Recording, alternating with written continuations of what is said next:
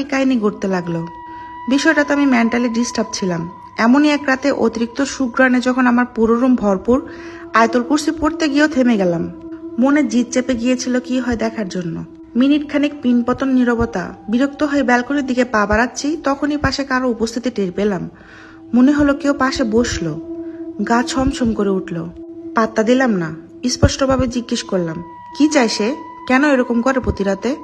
কোনো উত্তর এলো না। শুধু অনুভব করলাম একটু খসখসানির আওয়াজ। কেউ যেন একটু সরে বসলো। নড়াচড়া বন্ধ করে বসে থাকলাম একভাবে। মিনিট 15 পর অনুভব করলাম সে চলে গেছে। পরদিন প্রচন্ড জ্বর আসলো। জ্বর নিয়ে টিউশনিতে গেলাম। দুটো টিউশনির পর আর শরীর কুলাচ্ছিল না।